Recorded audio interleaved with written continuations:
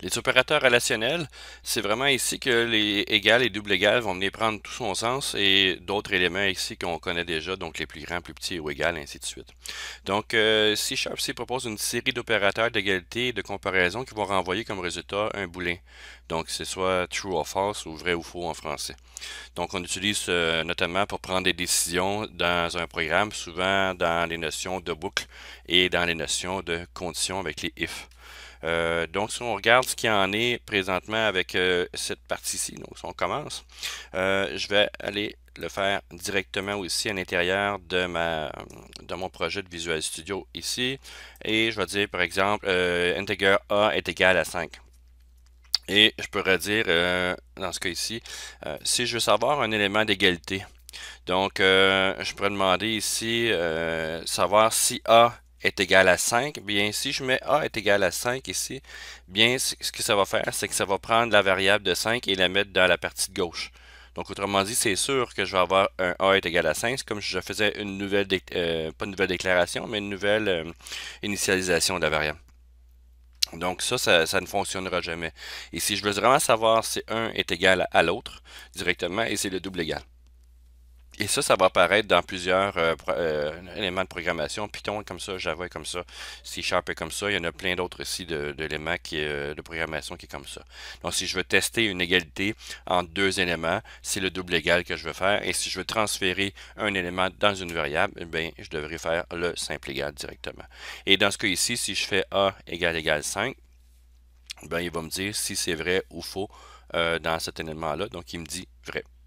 Donc, il me retourne déjà un booléen à cet élément-là. Et évidemment, si je mets 6, il devrait retourner que c'est faux, false directement. Donc, vraiment, la notion de double égal ici là, est vraiment important et c'est pas seulement dans le C#, c'est assez généralisé dans beaucoup de langages de programmation. Donc, la notion d'égal égal, c'est pour tester une égalité. Et ici, avec un simple égal, c'est pour mettre la valeur 5 dans la variable A tout simplement. Donc, je pourrais mettre ici 6 égale 6 et je n'ai pas besoin d'avoir une variable, évidemment, ça va me retourner vrai, tout simplement. Donc, ça, c'est pour les notions d'égalité. Là, c'est vraiment important à comprendre ce concept-là. Vous les avez ici. Vous pouvez dire ici qui est différent, c'est point d'exclamation égal. Donc, si je veux savoir est-ce que l'élément est différent d'un autre, bien, je vais revenir avec le A ici. Est-ce que A est différent de 6? Bien, évidemment, ça devrait être true. Et ici, je mets 5, false. Donc, une notion différente où est-ce que A est plus grand que 5 ici. Donc, je devrais utiliser est-ce que A est plus grand ou égal ou est-ce que A est plus grand que 5. Non, A est égal à 5, donc il n'est pas plus grand. Donc, c'est faux. Mais est-ce qu'il est plus grand ou égal? Il est vrai.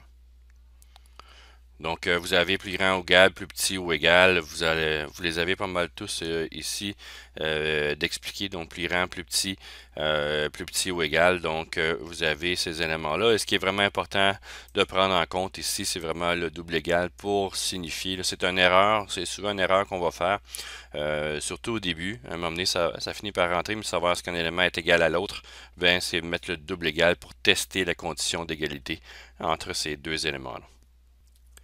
Dans le même ordre d'idée aussi, on a les opérateurs logiques, donc on va les voir plus en détail un peu plus tard, mais on peut déjà commencer à s'y préparer.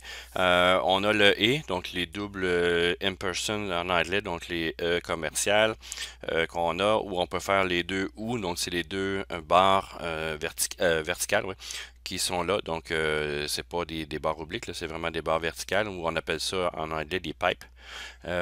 Donc, c'est le ou et vous avez le non logique qui est le point d'exclamation tout court. Je vais faire la démo pour cette partie ici. Donc, je vais travailler avec des variables booléennes. C'est beaucoup plus facile pour cette partie-là. Et ce que je vais faire ici, c'est que je vais déclarer deux variables booléennes. Donc, je vais marquer bool n est égal à true, par exemple.